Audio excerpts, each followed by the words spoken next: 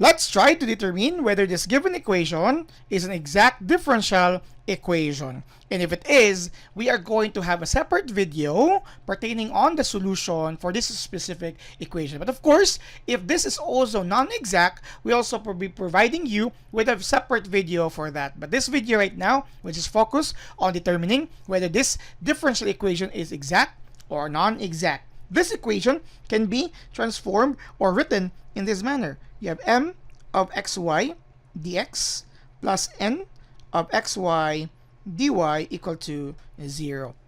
With this, we can identify the function m and function n respectively.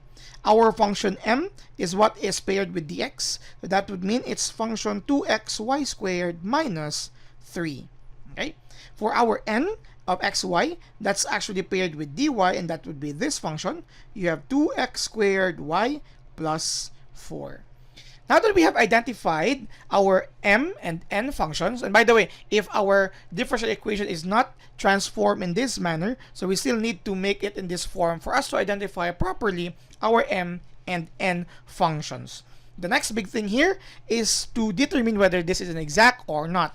We can say that this function is exact if we could establish the partial derivative of m with respect to a certain variable y is equal to the partial derivative of n with respect to x. So we are going to take the partial derivative with respect to a specific variable. So let's start with the partial derivative of m with respect to y. What does this mean? We are taking the derivative of the function m, looking into the variable y as its dependent variable. Okay, in short, x here, this is our m of xy. You have xy squared rather minus 3. X here together with 2 will be left as a constant. Okay, so that will be left as a constant, and together with this, we are going to take the derivative of y. Of course, the derivative of a constant 3 is just, or minus 3 is just equal to 0.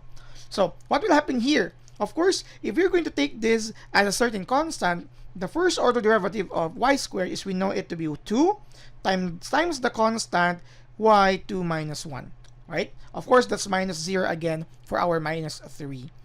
What was our constant earlier? That's actually 2x. So the first, or the partial derivative of m with respect to y is when we take this product, you have 4xy.